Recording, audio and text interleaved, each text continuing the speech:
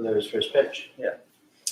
Hey guys, we are live at Yankees from Israel. I'm here with my good friend Aaron, who's going to be my fellow broadcaster here tonight. And we just missed the first pitch as a strike on the outside corner, so 0-1 count to LeMahieu, and Ryu is pitching for the Dodgers tonight. Ryu has a play at home on the air, for those who care, as a Dodgers fan. I think as a baseball fan, I think that's so cool. And he kind of showed flashes of that last year too in the playoffs. That's right. And I think thinking ahead to the playoffs when the Dodgers 1, 2, 3 are not necessarily in order. Ryu, Kershaw, and Buehler, you start to ask how do you line them up for the playoffs? And I think the home field advantage and knowing that Ryu has a .81 ERA at home is going to factor into that decision. Yeah, no, I agree with you there. It's probably your game one starter. I mean, they're definitely going to have the best record in the NL, so he probably will be. Yeah, maybe even the best record in baseball, especially who they just sweep. They just swept the Blue Jays. Blue Jays, yes, thank you. Yeah. Walked off in the second and third games. That's right. It was Muncy, and then was it Kike? It was Kike last night, right? Kike, yeah. Seager tied it. Very exciting. Mayhew gets the right on board, lines a single to left field. I think Taylor's playing there tonight, right? I believe that's correct. Yes. I think I was mentioning this to you earlier. I think there's only 299 in baseball, and it's happening right now between Ryu and Judge, which is pretty cool. That is fun. Yeah. I don't think there's been too many numbers in the 80s actually. Hardly any. Interesting. Yeah. I don't know my numbers too well, but off the top of my head, I don't think there are any Dodgers. Yeah. So official start of the game. Yeah, let's check it out. 2010 will be at bat was 7:10. 7:10. 7:10 Western. Yeah, 10:10 here. Yeah. 10:10. It's funny. They usually don't start right on time. They usually start a couple minutes afterwards or something, which is I always found that kind of interesting. The little nuances like that. Maybe that's just me though. I'm going to write on the top of this scorecard, broadcast live with Adam. Yeah, no, I'm going to do that too. You inspired me. Did you see the post I did today? I did. That was still hilarious. That was so underrated. That was very fun. I think it was your idea, right? I don't know. It must have been at your place, probably for one of the Astros-Dodgers games. Oh, yeah, I think you're right. It was right around that time. Yeah. And I think I went back over to your place later that day or something like that. Right, so I would have taken the Yankees jersey from you. Yeah. The Dodgers jersey. And I had the necklace. That was that was hilarious. You're not wearing it right now. Yeah, I don't know. I heard from actually Muhammad, incidentally enough, to say hey, maybe want to change that when we get to Israel. I'm like, what? Maybe it's time for a change. But it was iconic. It was very iconic. Yes. Yeah. That's interesting. I think he's wearing two different types of tweets on first base. What's it? No, I think LeMahieu. And it is Players Weekend, so LeMahieu was Big Fundy and Judge's badge. So. And what does that mean, badge? I have no idea. Maybe Big Aaron Judge. I have no idea. Who knows? I'm sure there's something behind it. And I think there's also some players who don't even care. I think Gardner or Shaw just go by their last name. We don't care. Who was telling me, maybe Amon, that Gardner is known as the baseball's big angry thumb. I haven't heard that expression as a Judge tries to outswing. Ryu wins the battle of the 99s. Yeah, he does. This time around. I haven't heard of the sore thumb, but I haven't heard that nickname, which is pretty hilarious. But I have heard hashtag let Brett bang, which because when he gets annoyed, he'll point his bat vertically and just So that's a regular occurrence. Right? Yeah, they had an image of the dugouts in Yankee Stadium, and this was a bunch of bat marks, and it was really funny. And now the players, when they reach base on a good hit, they'll point the bat up as like a hand gesture towards the dugout. Now, Gleyber has good numbers on the year, but we all know that if you take out the Orioles matchups, he's an awful player. I wouldn't say he's an awful player, but I would say, yeah. But he's definitely not like one of the better middle infielders against other teams besides the Orioles. I mean, Really? Is he not above average? I would say he's above average, but I wouldn't say like he belongs to the same category as Lindor or Correa and Seager when they're on. I think Lindor is still the best shortstop in baseball. Yeah, I would say that's true. Actually, Trevor Story, I mean, although he plays at Coors Field, Right. yes, that's true.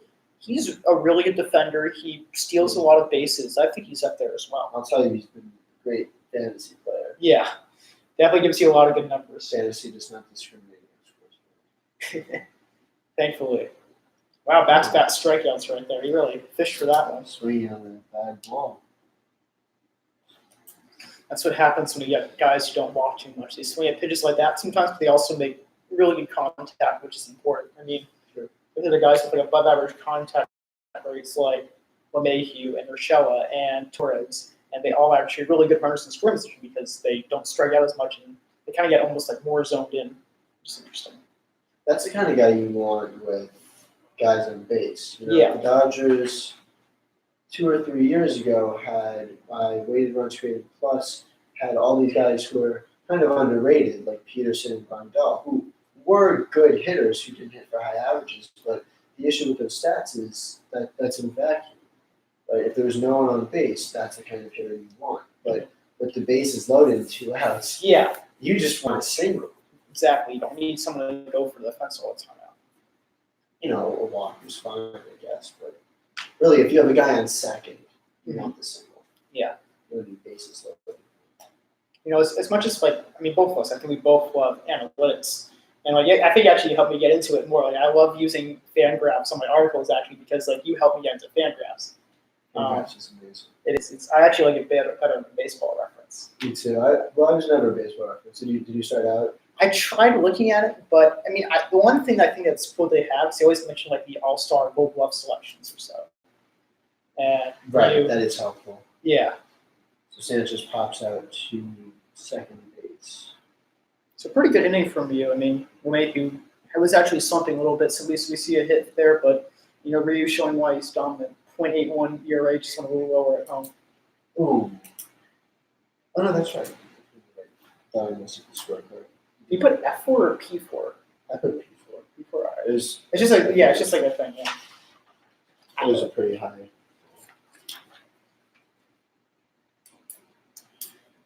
So when you talk about commercials for your podcast, usually they go on commercials too, right? Yeah, actually, what I do, so it was funny because I actually got like copyright claim like a bunch of times because I thought you could always use YouTube, like any YouTube music, but then you can't. So they actually have a free audio base that you can use it for, and it's like these like really weird songs that I just play it so I don't get copyrighted. can't What song use- right now? I mean, I could play a song right now, but like they're weird. What did you do? You muted it right now? No, it's still going. Yeah, it's still going. I just like during a commercial, play something like this or something. It's like If you're not doing it for profit, then you really can't just do it. I don't know, like it's weird because a lot of them don't have copyright claim. There's only that one song that I play or something like that. This copyright claim, they'll just take it off air. It's ridiculous. Yeah. Kind of thing you would think. Yeah, right? I mean, like, it's not like I'm trying to use that to, like, gain anything from it. It's just, you know, I'm trying to have a broadcast. But I guess that's kind of unusual.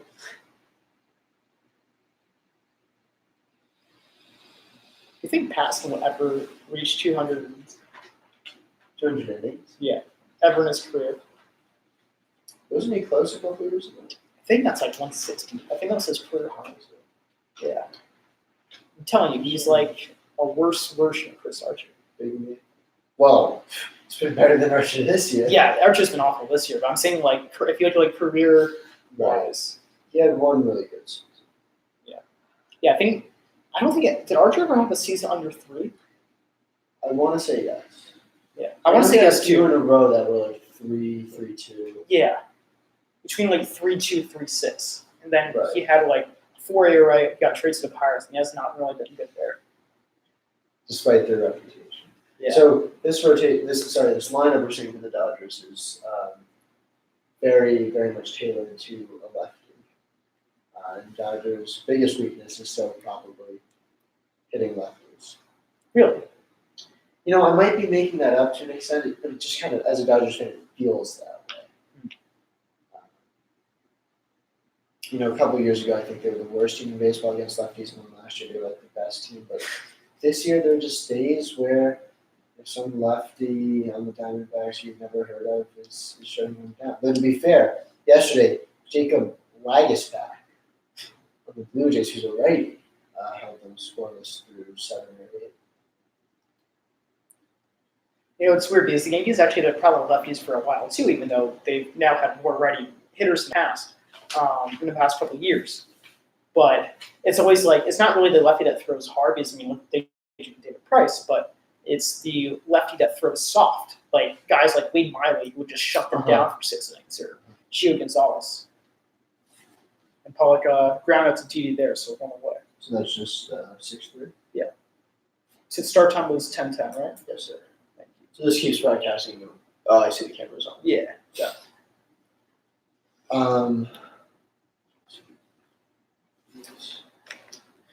And the Dodgers have a fantastic farm system and have for the last few years, but it seems like all their tough prospects, with a couple exceptions, are lefties. Starting with Jock Peterson, and then it was Corey Seager, Then it was Bellinger. and then it was Bellinger. Then it was Before Bellinger, Verdugo. it was Urias as a pitcher, but he was also a lefty. Oh, yeah. But then, if we're including pitchers, I guess those would be legit. So maybe no pitchers. You had Peterson, Seager, Bellinger, Verdugo, all lefties. And now Will Smith is a righty, but Gavin Lux, their middle infield prospect, who's been destroying AAA pitching, is also a lefty. The big question is, are they going to give him a chance? Because he deserves it, but they also have perfectly capable guys. Well, does he have the capability to move over third base? How many more years does Turner have on his Turner has 1 more year. So- It's really second base that he's going to play. second base? Because Okay. Taylor and Hernandez are both capable players, but neither one of them is really like your stud everyday second baseman.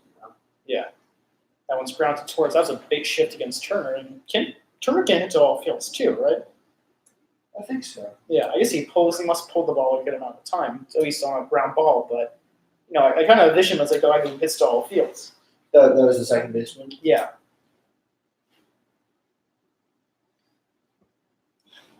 So 2 down. This could be like the first time, and I hope I'm not jinxing it, but this could be like the first time that Paxton actually gets by the first inning with ease. Now watch Will Smith swing. Even already, he already has the bat like more vertical than other guys. Yeah, it's a little bit closer. Yeah. Trout now I know stands with the bat up, almost like a Bellinger type stance a little bit. His Yeah, like a body's flat not bat. Yeah. straight. But Trout's really changed his swing, or at least how he starts with the bat over the course of his career. He just gets a little bit better every time. Yeah. It's ridiculous. So what's next for Trout? 60 homers. He's probably going to get to 50 this year. He has well, maybe not probably. Like there's a good chance. Has Still anyone getting won homers. the glove? I don't think he has actually, but his defense has improved. I think in the last couple of years. Right. I remember that he kind of went down to being like a Mac defender at one point. Yeah. I think he certainly passed the eye test because remember the first year he was robbing home runs left and right. And everyone's like, "Whoa, he's a great defender," but in actuality, he has. I think he has decent range, but I think his arm always was a bit behind. Now I think his arm has caught up with him. Yeah, I remember reading that he worked on his arm 1 year. Did you around there? Yes, he did. He didn't look like he went around there. Nice tempage inning from Paxton, who actually has the highest ERA in baseball on the first inning. He has like a 12 ERA. And then he's like a 2-something ERA afterwards. So it's hilarious, but this is like the first time I literally have seen him that he has not given up an earned run on the first inning. So maybe he's on tonight. This could be a good matchup. 2 good lefties. They're both very different too. That's true. Paxton throws hard. Yeah. He might be the hardest throwing lefty starter in baseball. Wouldn't know who else is up there. Off the top of my head. Maybe Sale and Price. Not sure who else. Price used to be up there. That's for sure.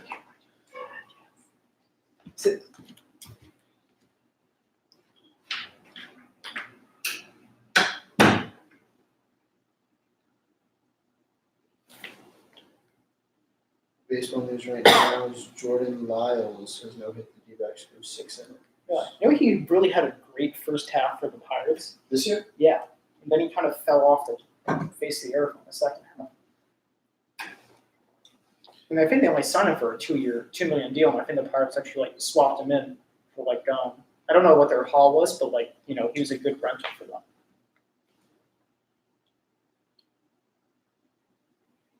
You're saying they traded for him? Yeah, I think the Brewers was it. Who's what team is he on now? He's on the Pirates. He's still on the Pirates. I think he got traded. I think he's still on the Pirates. Okay. Yeah. Oh no, you're right. Brewers. Sure. I didn't realize that. Yeah. Totally missed that. Yeah, there's always those kind of under the radar trades during the trade deadline. Was it a deadline deal? I think so. Do you think it was a mistake to get rid of the waiver wire trade deadline? At least if they're going to do that, they got to move it back a bit. It seemed like it was a bit too early to tell. Let's say you lose both your catchers down the road on the playoffs, and you can't call them. But you can't sign for anyone. Right. That's kind of ridiculous. Definitely made for interesting things like the Cubs trading for Maldonado and then dealing him away again. Yeah. Though Thad Levine, I think, of the Twins, either president or GM, said he anticipated, right after the deadline, he said he anticipated there being some significant names changing hands. Not of the caliber of Justin Verlander a couple of years ago, but we've already seen some guys get cut and go to other teams. Yeah, we saw, for example, I think our dad put on the Mets team right before. We saw Panics on the Mets now. Panics on the Mets. The Reds snagged Ken Gosman. Yeah, Billy Hamilton's on the Braves now. Right. So they're not necessarily game changers, but these are guys who can still play a role. Yeah. That you wouldn't have seen get cut necessarily before. But in the case of Panic, I think it was about saving maybe a little bit of cash for the Giants. Yeah. Maybe the same for the Braves. I'm not really sure why they could Gosman. Oh wow! I thought he was going to make a great play there. Hernandez. That's going to be an even four, right? Overruns Yeah, the ball. Wow. It's actually a bit of a tough error to give. I mean, he had to range out pretty far for that one. Kind of looked like he got there, but yeah, right.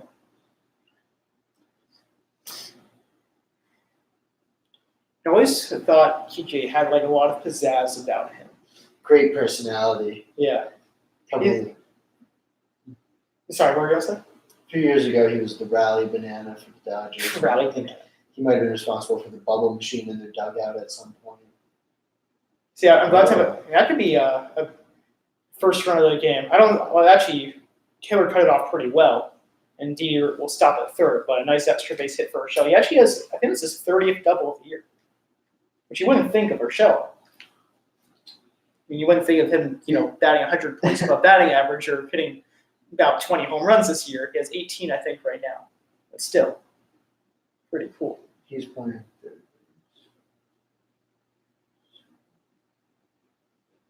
But yeah, I'm happy to hear from a Dodgers fan his antics, because I've only seen a tiny bit of his antics, and I think he was just messing around. I think he called Chase Utley his dad or something, and it was really funny. There was a whole skit about that. Did he just retire after last year? I think he did, yeah. He had a great. Kike had a great video on Instagram after the Avengers Endgame came out, and there's the scene where there's something about Captain America's ass, and he posted this video caption Puerto Rico's ass, and then That's hilarious. a little bit. He's just a funny guy. Yeah. Is he pretty active on Twitter? I don't have Twitter, but Instagram for sure. He posts. Yeah, I want to get more on Twitter, just because it's where all the baseball writers are at. It's where all of the baseball players are at. And there's there's funny feuds like the Trevor Bauer Alex Bregman feud. You can't. That's like the best feud in baseball. One of the best. Is that ongoing? I think it is. Like they're like it's like dormant for a while, and then like once playoff times comes, they'll always like hit each other up. Did you see when Trevor Bauer got to the Reds, him and Derek Dietrich took a cold bath together? I know. I missed that. Yeah. He's like, this is how we're becoming friends. I'm like, this is only Trevor Bauer would do something like this. And Sonny Gray in the background is just like, what is going on? Dietrich's got some biceps. Oh yeah, he does. I've seen the guy. He kind of seems like a jerk though, to be honest. Like this guy will pimp a home run, and he literally break his neck staring at it. Bauer can be a bit of a jerk himself. Yeah, I know. They're like no wonder they're friends, and they're both in an ice bath together.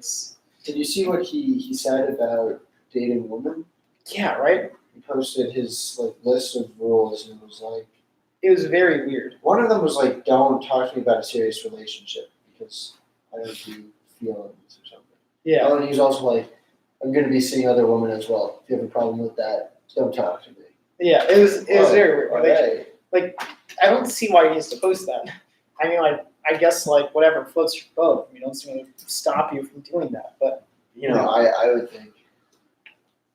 Yeah. I would think it's a bit of a turnoff for a lady, but then again, when you're a star athlete, maybe that's a bit of a turn on. So Yeah. You know what's also weird about Bauer? He said that he didn't want a long-term contract. He wanted to be changed every year. Kind of almost like a post-arbitration process or something like that. except on the open market. Yeah, but I don't know if that's the right idea nowadays because if you have a bad year, your salary can go drastically down. True. It would be interesting to see how much he could make. Yeah, it would be the only guy like that. Right, how much would you pay Trout? Yeah, right. Jeez. I think 50 million. easy. Yeah, that has to be like a starting point or something like that. So Bauer on a 1-year deal, you're talking At least 20 million, I would say. right, and you're getting probably a very good pitcher, potentially more than that even, but he's only had that one full good season. Yeah, I mean this year he's good too, and he's actually an innings eater. I think this might be either a second or third time. I don't know how. Oh wait, I thought we used Jersey. I think it might be in Korean. Yeah, his name. Oh, It's actually, Monster actually. I don't know. It's Monster. Yeah, which is hilarious. He's like, I don't think it's a reference to Godzilla, but it could be. It could be. It's a different culture, so I don't think that's makes a lot of sense. But that was the first thing that came to my mind when he had Monster on it. But going back to Bauer and a 1-year deal, I think you're talking a lot more than 20. Right? The question is, I really don't have a sense of it. I don't think there's any precedent for doing this sort of thing. Yeah, I mean, it's interesting. Isn't that just almost kind of the whole dating thing? Because he shows all right, I'm not gonna have any loyalty. I'm just gonna sign up whatever thing. I'm gonna do whatever I feel like. It also means he gets to pick his team every Yeah, which is interesting. And it could. I mean, I don't know. Like you said, there's no precedent for it. It could be maybe it could work out for him in big ways. It could also really not work out for him as well. It's also very possible that he said to himself, he's made a lot of money, he's going to make a lot of money, and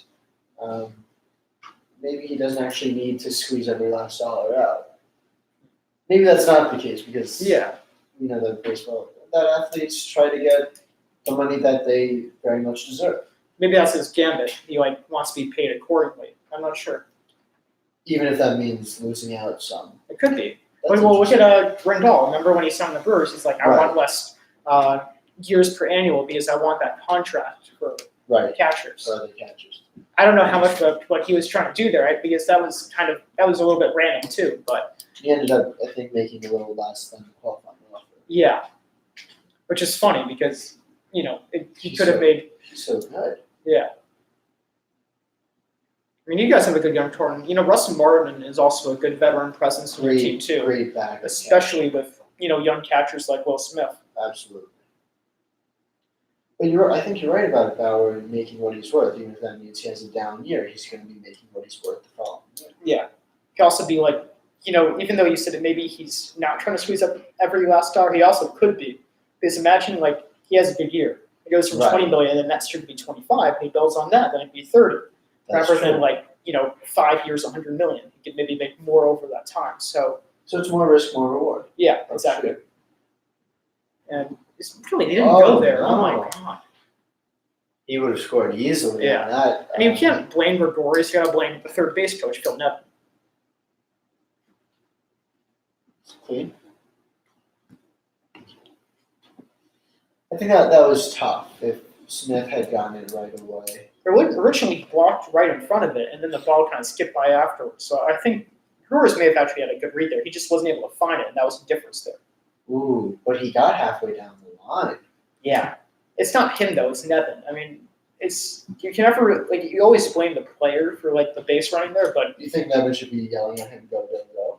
no, but I'm saying Nevin's the one who makes the call on it. It's whatever the case is. It's not Gregorius. But I think in this case, when you have passed him up, you got to take a risk for it. True. So I think that was a tough call, but still a lucky break Yeah. for the Dodgers. Yeah. But at least, worst comes to worst. If passing gets out here, you start the next inning with fresh. Can you call that a pass ball or a wild pitch? Well, Because he blocked the ball and it still got by him. Well, the wild pitch is when it hits the dirt first, so I think it'd still be a wild pitch. Pass ball is on the glove, I think.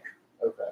And it's funny because I'm not sure about this, but even if you get crossed up, it might still be called pass ball. Sometimes the mess of the signs, catcher's thinking slider, but then it's a fastball, and then they catch it weird, and then it'll be a pass ball. I mean, it happens with Gary Sanchez actually a good number of times. At So least last year. you're saying that shouldn't necessarily be the catcher's fault? It might be the pitcher's fault. I mean, it's one or the other. But I think they generally call it a pass ball. Right. I'm not sure though.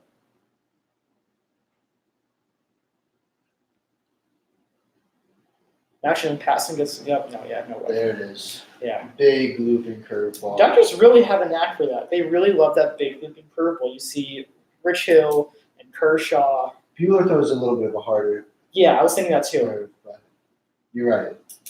So the Yankees strand 2. It's a little tough for them, but Yeah.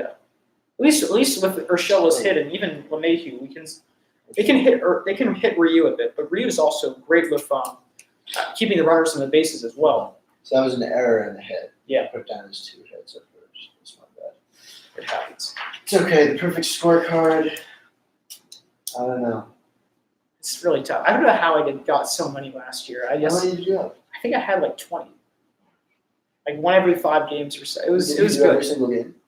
I know. I did. I think I did 80 of the Yankees games or so.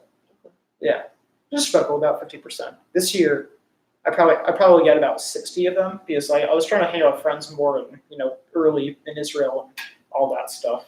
Right. Absolutely. Yeah, and I won't be able to do it in college because I've worked at more studies about sleep, and actually if you don't get a lot of sleep, it can cause early onset dementia or Alzheimer's too.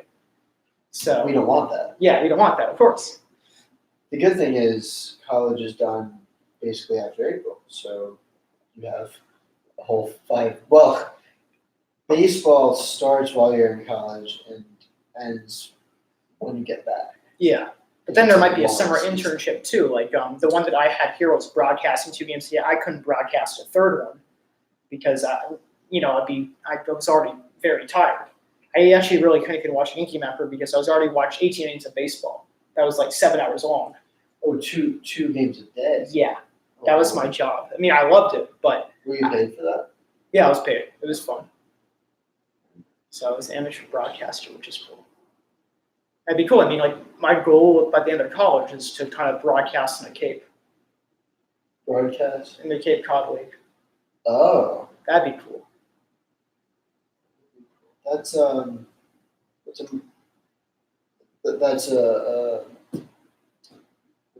independent league, right? No, it's the highest college summer league. Oh, it's a college league. Yeah. Okay. because I couldn't do a minor league team because they start in April and I'll be in college. Right. So I can really only do college summer league teams for net swing. But like I just want to like keep like I was in Tyler Summer League, just like it's like Cape Cod League, New England Baseball League, and there's like a couple of around there that like Tyler Summer League. Is Tyler Summer League when I was at? Yeah, that's what I was doing.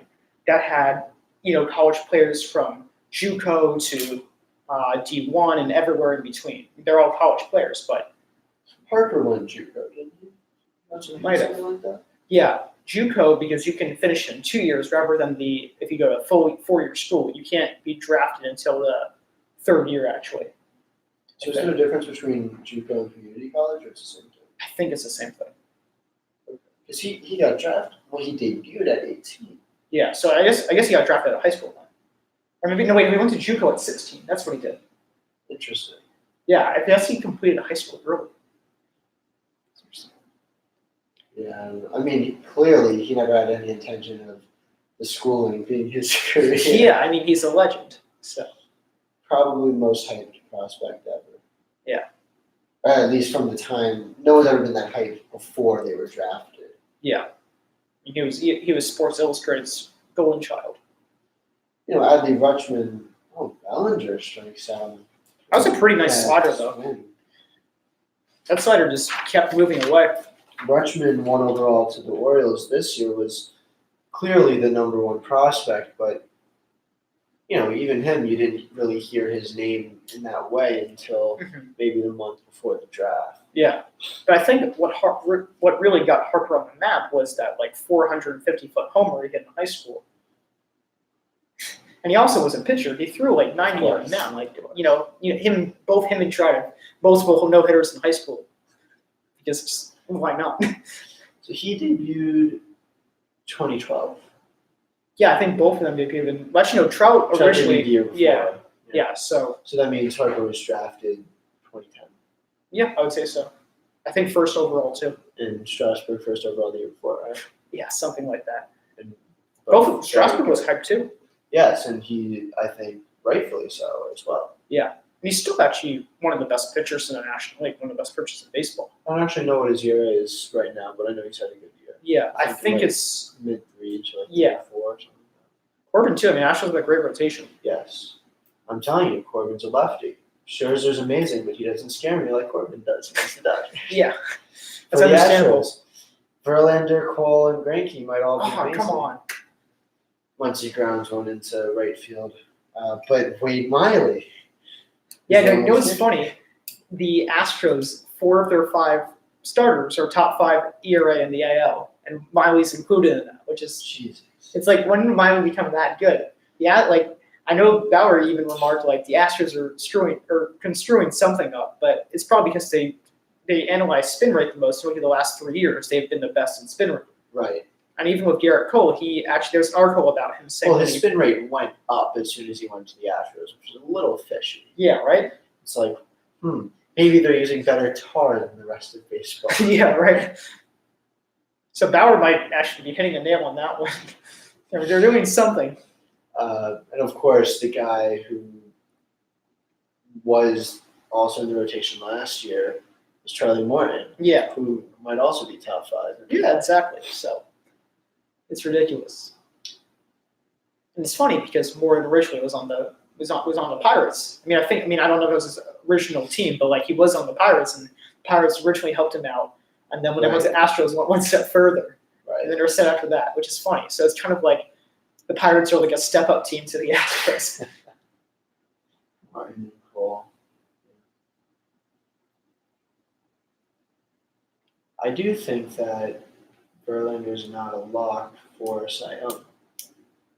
Who do you think? Well, Cole's up there. Cole is certainly up there. Giolito's up there. I think Shane Bieber could be up there. He's up there. He's an underdog, I would say, though. Clevenger can't get it because he was out for a while, but he actually has the lowest FIP. Oh, really? He doesn't want too many guys, right? Which would make sense for FIP based. Indians' best 2 pitchers this year are Bieber and Clevenger, and they were their 4 and 5 starters last year. It's amazing. And it's really, you got to love when small market teams, and especially this year, we have the Indians, A's, and Rays in the American League all doing really well.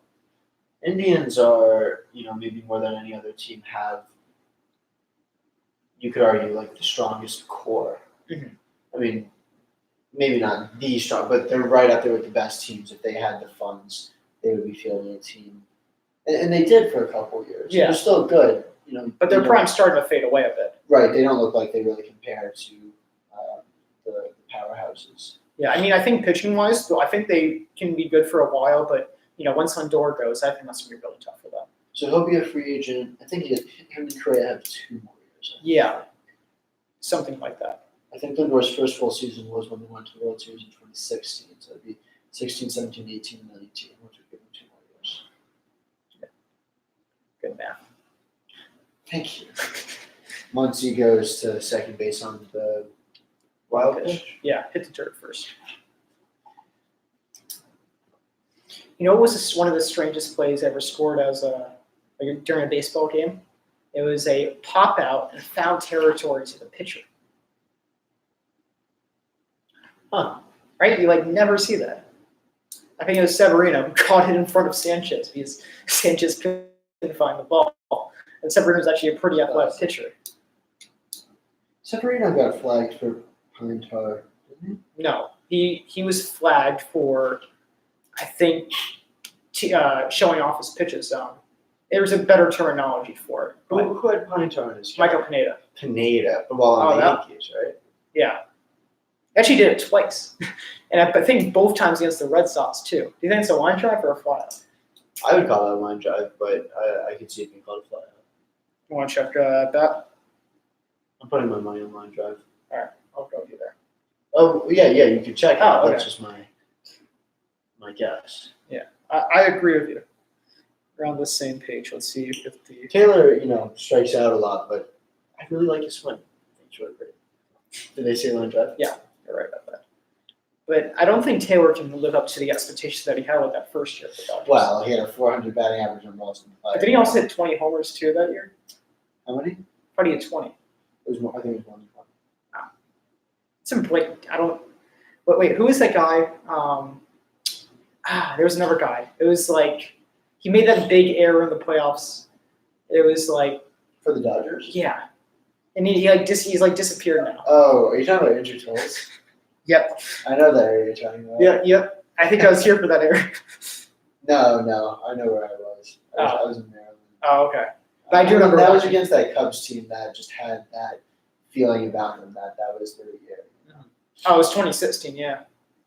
What's frustrating about the Dodgers in 2017 when they lost to the Astros was both the Dodgers and Astros had that vibe, Yeah. but both couldn't win. Last year, the Red Sox, it was just I mean, they were from the get-go as the best team. And they really had the World Series hangover this year. their lineup is really better than it was last I know. And Devers, I ordered an interview with the guy that you can check out on my page who kind of found a secret shoulder injury in Devers, with Devers, one of his rookie year. Oh. And then Devers was overcompensating for the next year. They healed it, and he worked with him on a sling, had to deal with the injury, and then now he's broken out. He's still only 22. Yeah, which is insane. He's probably a top 3 MVP, I would say. I would say it might be Trout, Bregman, Devers. And Devers I could also see maybe being number 2. Who else would even be in the conversation? I would say LeMahieu's top 5. Mayhew, Chapman? Yeah, Chapman's up there too. His average isn't, though. Yeah, his average isn't. But his Bregman, defensive third will. Brantley's had a fantastic season. Yeah, he I think he has the highest batting average in baseball now. He passed LeMahieu. Yeah, and I think Devers is right behind him. I think Devers leads in runs scored. And not runs scored, that's best. The Red Sox have 4 of the top 5 in American League runs. It's insane. Acuna is over 100 runs in the National. Yeah. If not for Bellinger and Yelich's insane years, I think he would be an MVP. He's definitely, he probably would be, he's definitely up there. Seager goes down on strikes. The Dodgers strand 1. Yeah, Passon picks up his 3rd strikeout. I think Ryu has 4 strikeouts already. Wow. He's not really a strikeout pitcher either. Yeah, he strikes out his fair share, but Yeah, he's mostly he plays to his defense pretty well. Yeah, He has a pretty good ground ball rate too, right? He's not I that think much so. of a fly ball pitcher. and he doesn't walk anybody. So, Yeah, so it's a recipe for success. you know, hitters have to beat him. Yeah. He's not going to beat himself. And it's funny because Ryu's always been really good. He's always like I feel When like healthy, he missed 2 full seasons. yes, when he's healthy, yes, exactly. Let's put like an asterisk on that. But when he's been healthy, he's always been really well. And now, like over the course of a full season, now we see what he's capable of. Yes, it's It's true. insane. His first 2 seasons, I think he had maybe a 3. I think he was 3-0 exactly. Yeah, I think you're right. 3-3, and then he had these shoulder problems and was out for 2 years. And last year he got hurt mid-year and only made about 15 starts, but had a sub-2 ERA. Mhm. This year. It was funny, I don't and know. it's definitely a bit controversial, but he's putting himself down this season as one of the best Asian pitchers in baseball. If you think about it. Oh yeah, like ever. Yeah. It's like Tanaka, Darvish has to be. Tanaka, Darvish are in there too. Yeah. Dice K is definitely in that conversation a little bit because he was actually decent for a bunch of years. Wayne Chen had a couple very solid seasons. Maeda's been very good. Yeah. He has like that very weirdly structured contract. Right. It's like very incentive. He's kind of going back to what we said about Bauer. He's getting paid what he's how he pitches. Mhm. Um, And I wonder if that works if some of the other players could adopt that as well, yeah, kind of prove yourself deal. especially with the way the market's been too. Right. Could be better than actually getting paid less than your worth for the contract. Right. Lower base salary, but with a lot of incentives. If you include relievers on that list, then Koji Uehara and Junichi Chizawa for a while were the Red Sox 8th and 9th inning guys. There's that guy for the Diamondbacks in 01. It was like Young Ho Park or something like that. I'm definitely botching his name a little bit, but he was their closer. Okay. They have a guy now, who I think they signed last year, whose name I don't know off the top of my head. Yeah. Also, remember Final Boss? Yeah. He had one very good year for the Cardinals. I think he debuted pretty old in the majors. I think he was like 33 or 34. I would go even older. I think he was. Yeah, you might be right. He might be like 37 by now or something like that. Who was the other guy the Diamondbacks got recently? It was like Hirano or something. That's what I'm thinking. Yeah. Yoshihisa. Yeah, Yoshihisa. Was he a sidearm or something? I think he still is. Yeah, I think he still might be on the team. I think so. But I mean, I don't think there might not have been an Asian pitcher to win a Cy Young. So he could be the first. Put my money on him. He's going to win this year. Mayhew grounds out to short to lead off the third.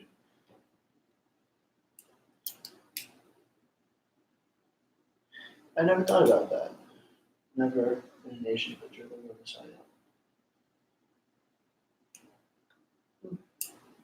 Interesting to see where Ohtani will fall in the ranks there. I mean, he's really amazing at both. Of course. I mean, he still had a very nice season as a DH this year, and he came up late. I think he still has double-digit home runs. Right. He's been. That Angels lineup is actually not shabby. Yeah, and then who's the most underrated part of the Angels lineup? Mike Trout. Yes, Tim. He's still underrated. Tommy LaStella. Well, yes, but the other guy that no one is talking about. He has like the most absurd contact rate. It's not Andrelton Simmons actually. David Fletcher. Exactly. Justin Upton hasn't had a very good Yeah, it's funny because I remember when BJ Upton was on the Rays. Yeah, it's funny. His name's funny. Yeah. On the list of brothers who in the same season have combined for the most home runs, I think BJ Upton, Melvin Upton. Oh yeah. Melvin Upton and Justin Upton are second. I think Corey Seager and Kyle Seager passed them. Really? 2-3 years ago. I wonder where Hank Aaron and Tommy Aaron rank on there. Huh. Also, I think Joe DiMaggio, he had a brother named Dom DiMaggio, who's a very good fielder for the Red Sox. Dom DiMaggio. Like D-O-M. Oh, Dom. I think like, it was short for me like Dominic, yeah. Oh, Ooh, that's a nice Judge swing. gets a hold of one. And wow, that's gone. Y'all buy baseball, folks. He's starting to find his groove with it. He's starting to pull the ball a bit more. So Judge wins this battle of the 99s. Yeah, I told you, don't count him out. And, right time, too, because Yankees offense, they were really struggling against the A's. We've actually have struggled against the A's the last couple of years. And you go to Oakland, which is strange. I think they swept us a couple of years ago, too. Maybe even last year as well. Are you telling me if the Yankees take the 1 seed and the A's win the wild card game, you're nervous? A little bit. I think very good for the A's. Ramon Laureano. He's been injured though, which has been tough for them. But Sure. yes, he really developed. He actually has a power stroke as well. He'd be a 2020 player. He can hit, but he's potentially platinum glove defender. Oh yeah, that we've all seen, or most people should see, if you have not seen already, those 300-foot throws from center field. It's insane.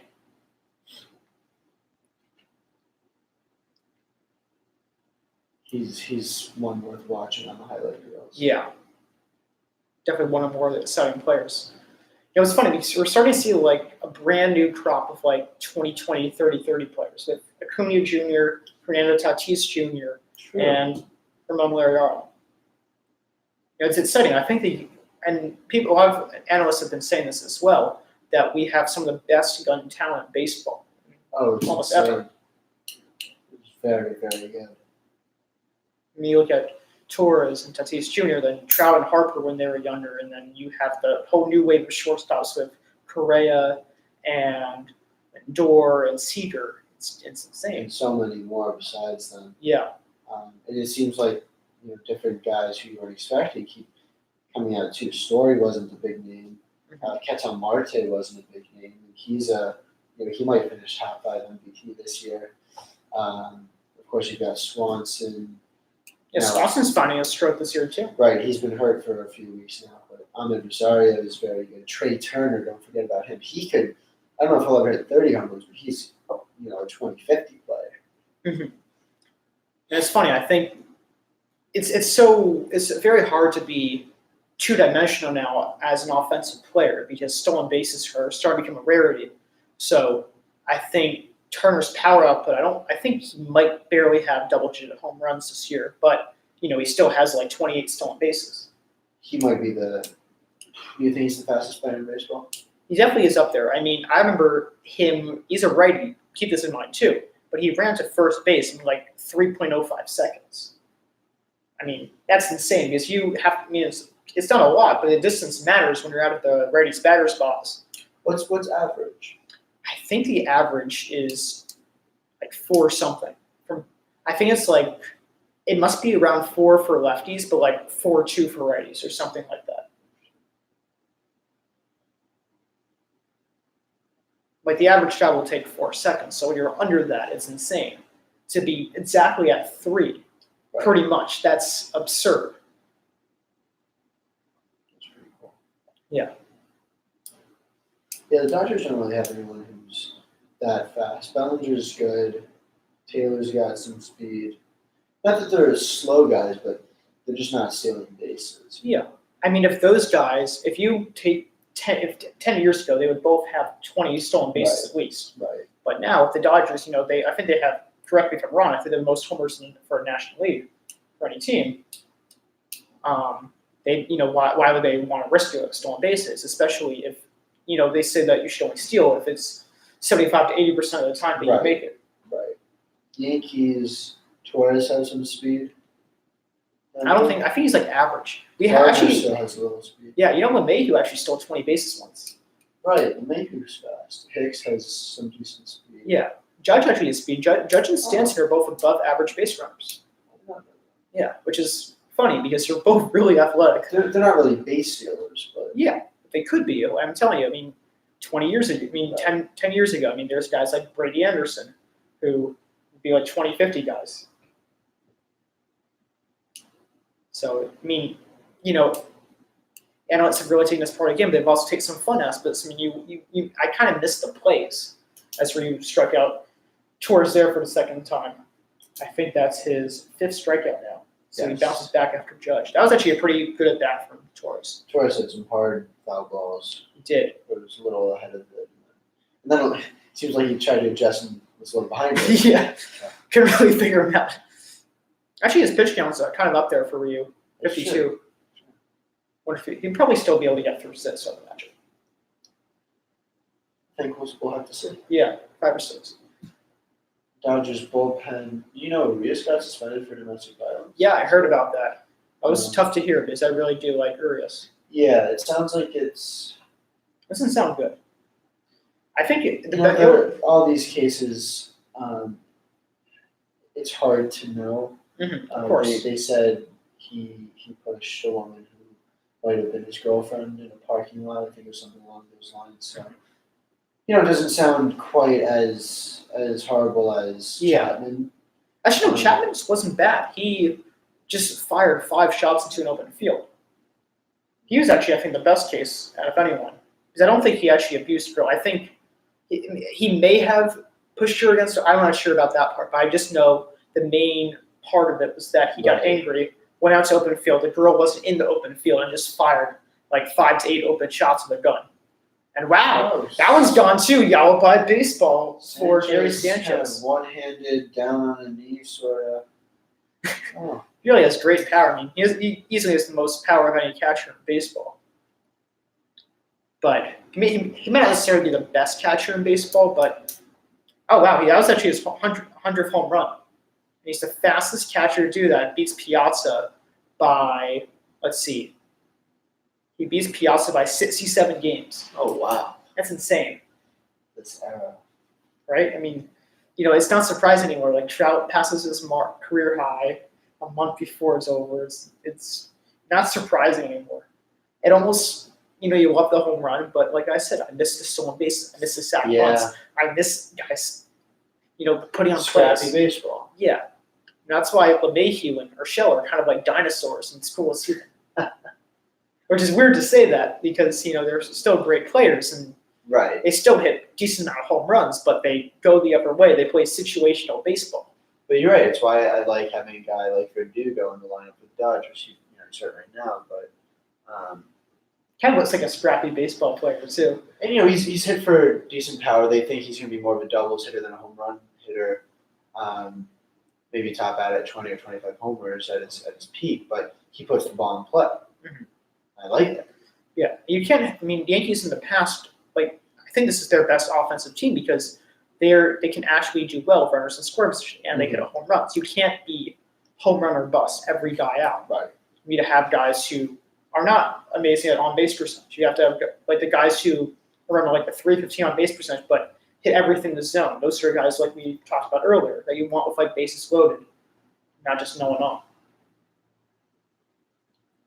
Gloria sends one out to shallow center, and Pollock's there to make a catch and end the inning, but not before the Yankees put up a couple. The Dodgers will go into the bottom of the third, down 2 runs. I gotta say, I'm pretty impressed that Paxton's even thrown 2 scoreless innings, which is, I know that sounds a bit harsh, but just because he's had a lot of trouble the first time through the order. So, even to get 2 innings against the Dodgers, that makes me feel kind of good, which is sad, but, with the way the Yankees started pitching has been up as of late, it's, justified. I'm telling you, Paxton's a lot. Yeah. But no, going back to Urias for a second, the way it was phrased, what the incident was, it didn't sound, maybe quite as awful as we picture domestic abuse being. So, and he got to spend 20 games, so not insignificant, not. It's not the usual 30-game mark, too. But I think, baseball was sending a message that was, nothing is too small, which is good. And it is a tricky thing, but clearly MLB is going to err on, or to some extent, err on the side of caution. Yeah. I think that's good. Also, of course, they're in no danger of missing the playoffs. And that doesn't make him ineligible for the playoffs. I don't know. I don't think so. I don't think so. Right.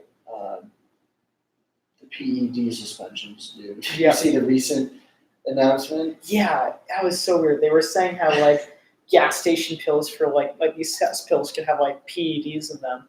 And it's interesting because you look at guys like D. Gordon and Jorge Polanco actually was on the list too, who's having a pretty good year, and of course Robinson Cano. You hear about like it used to just be human growth hormone, and that was pretty much it.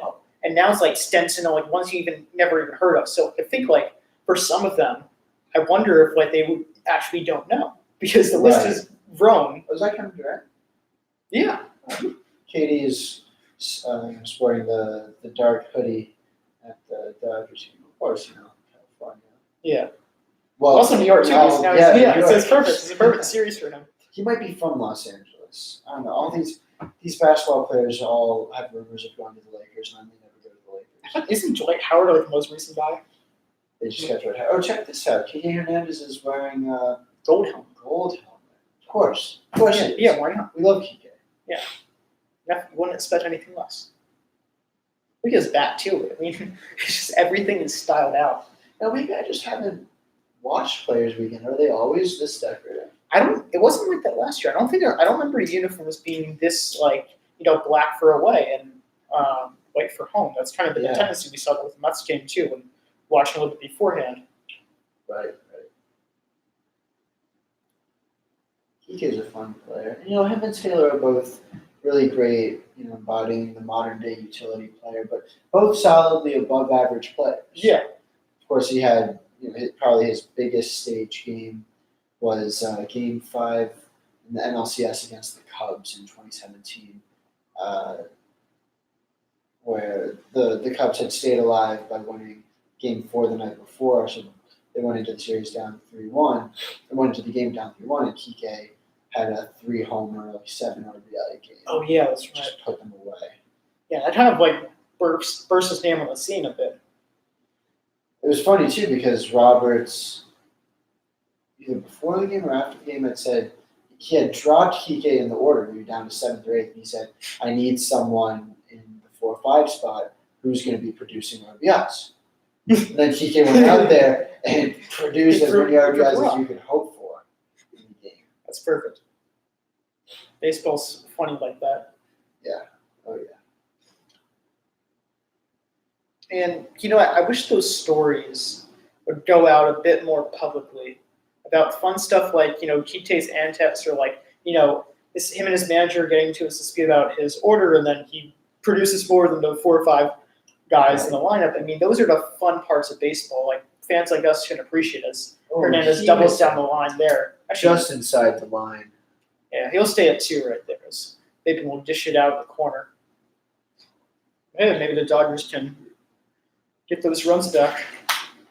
So now, do you have Ryu bunt to get him over to third, or it's fun to watch Ryu hit? He's not awful.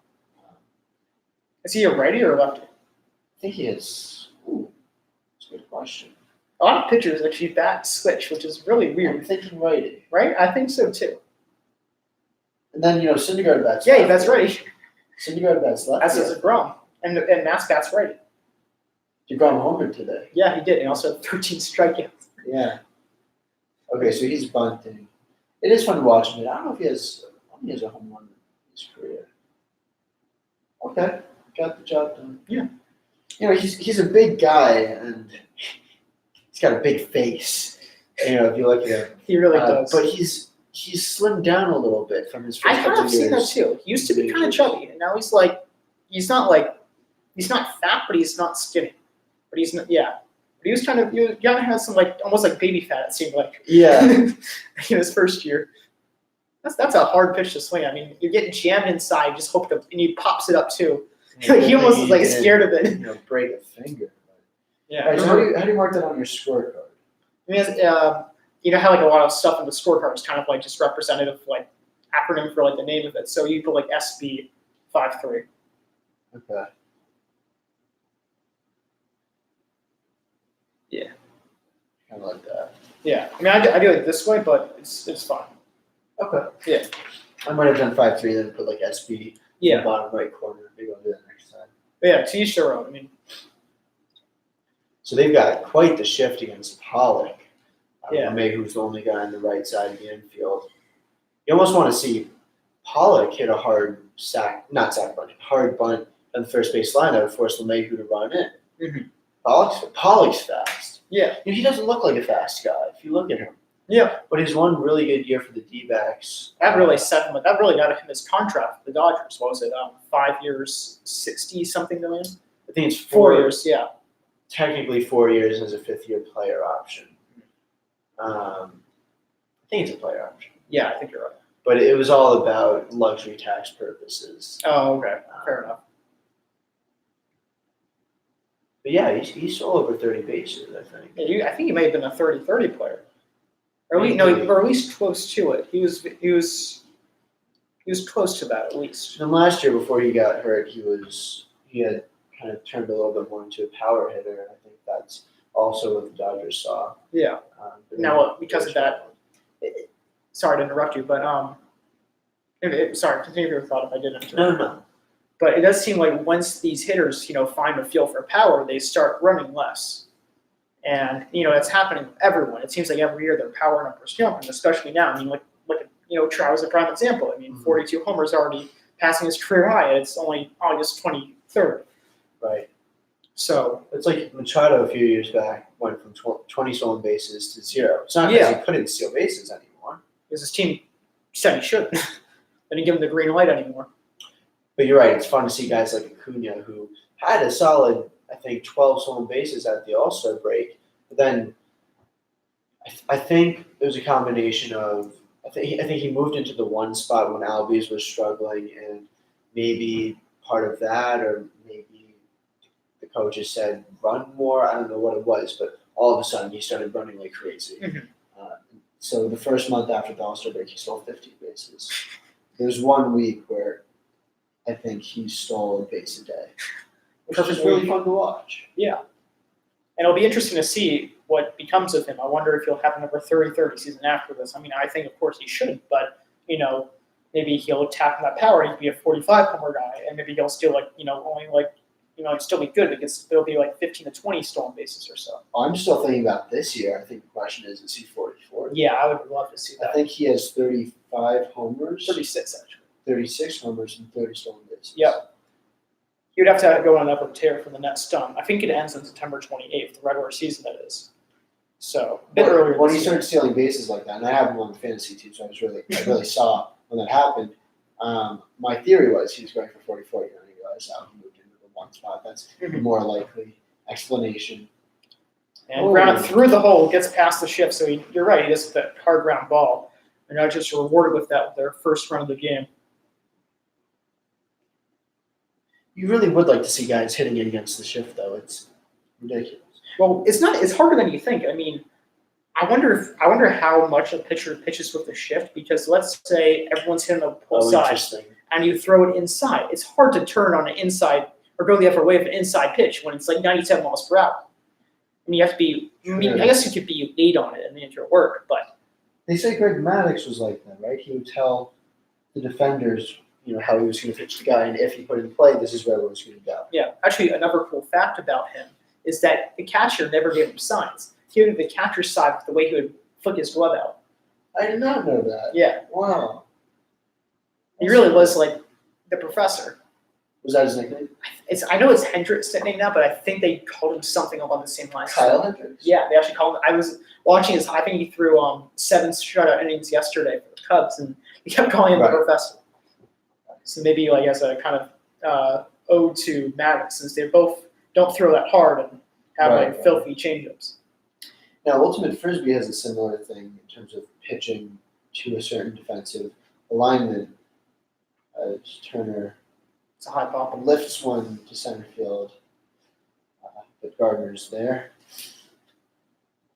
In that the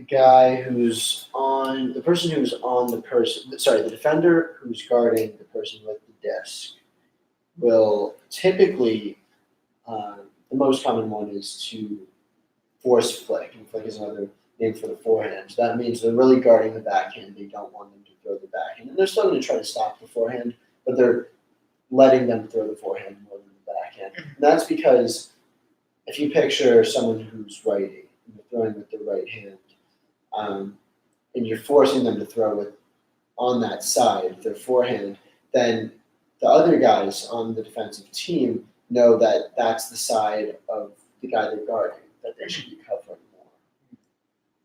Yeah. So if you're corresponding that way, it can improve your defense. Yeah, that's a good analogy because they'll align their shift or their alignment with where they think the frisbee or the ball will go. Not that it's perfect, but clearly, certainly in baseball, with all the data and the stats for every isolated event, clearly it works well over the long term.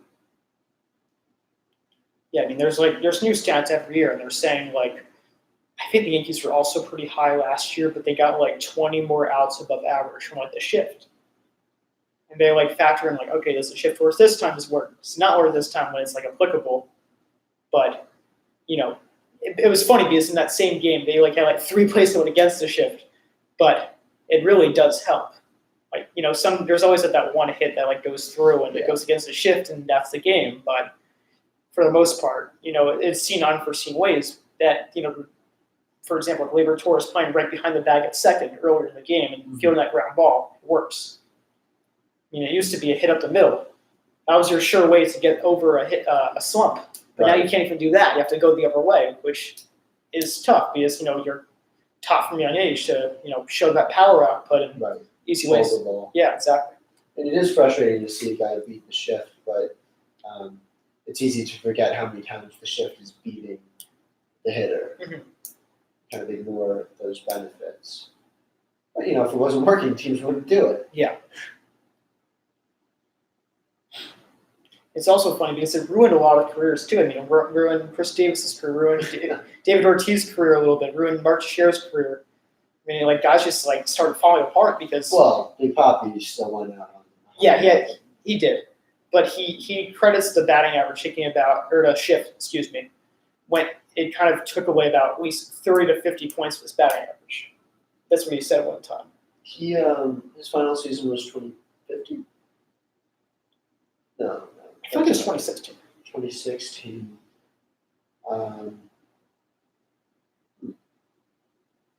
Yeah, didn't they lose to Indians that year? Right? They lost to Indians in that first round of the playoffs. And I think it was Benintendi's first year, wasn't it? So maybe it was 2017. That sounds too late, though. I feel like it's over 20. I think Benintendi would have debuted in 2016. This is his 4th year? I think he might have debuted at the end of the year. So maybe, yeah. He might be right. right. Full season. By the way, Smith went down swinging to end the third. The Dodgers get 1 run on 2 hits. You got it first.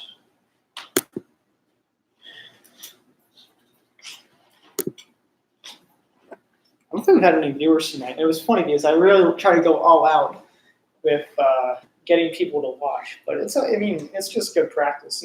You're a natural at it too. It's fun to broadcast with you. How many viewers do you typically get? Probably get 3 during the night, but more people watch it afterwards, and then I'll probably have 20 views by the end of it. There's actually why would you watch the broadcast after the game? Yeah, I know. It'd be just to check it out. Doesn't tell you how long they'd be for it. No, I can actually look into that more. I mean, I've realized that this strategy of broadcasting for 3 hours, no one's going to be looking at that for the whole time, and there's better ways to use your social media. For actually for a month after my internship or broadcast, I was just trying to figure out how I can manipulate my social media better, and that's kind of what I'm going to be focusing on in college. Maybe working on that for half hour a day, and then try to build my brand up. Right. Because this is a losing strategy.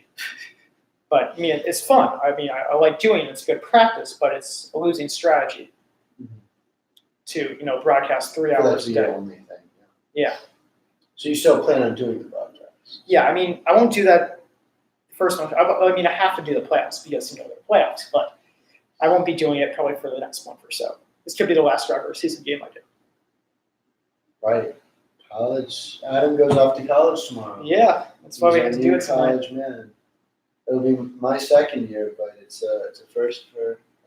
Well, actually, I could be a sophomore as early as second semester because I actually got 41 credits transferred. But it's your first Yeah, of course, year yes, there. In yes. terms of emotionally, psychologically, it's your first year. No, yeah, you do have a good point there because it feels so weird that like all of my classmates are like second year already. They've already been through this, and like not that I didn't work hard in like the year in Israel, but college is a lot harder than having a job for 3 hours in a day and kind of doing the thing that you want to do.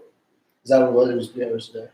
Yeah, until my buddy Dallas came along and he's like, I want more work and I'm gonna get every ounce of this that I can because he was a lot more into coaching. So then it started becoming like 7-hour work days. Was it coaching or broadcasting? I actually didn't really do a lot of broadcasting. I was trying to bring that element into it, and I broadcasted. You were playing, right? Yeah, playing was my work for like the first 5 months, just playing really, Not coaching. not even coaching. And then they wanted me to be a coach more, so I did that. And my ability as a coach there was limited because they actually had pretty good coaches there. I mean, not college level coaches, but they knew more than I did as coaching wise. Because I know more the background of baseball, not like coaching wise. Mm-hmm. So what I did was my coaching ability went as far as just underhanding soft toss to 12 and 14-year-olds and helping them out of their swing. Oh, second baseman, shortstops. It's middle infielders. Yeah, I was like, we were just talking about. Yeah. But that's interesting. He actually has the most home runs for a Yankee in his second year since DiMaggio, who actually had 46 in his second year, which is insane. Urshela has the colors of the. Where did he get the flag right? I want to say Venezuela. I want to say Venezuela too, yeah. And that would make sense. Oh, and yeah, I see the kind of semicircle of stars. It's cool. If you had to do a player's weekend uniform, what would it be? Ooh. What would your nickname be? BK on the back, like ABK. Ooh, I like it. Yeah. And are they really going to fit Klein on the back of the jersey? They had Generally. Jared Saltamachia. Saltamachia, Zepshinsky. Ooh, Ryu gets Urshela. Lucky. He's had more strikeouts than passing tonight, which is if you're gambling on the game, which I'm sure a lot of people are, I think that could be a good gamble. For losing. Like who has more right. strikeouts? For losing too, but like also maybe I wonder if I'm sure there's someone out there who's gambling who has more strikeouts, which is pretty funny. There you are. Yeah. He had a 40-40 season, right? Yeah. Wow. And it's funny because he was always kind of fast, but he was just a smart base runner. Right. And Matt Kemp.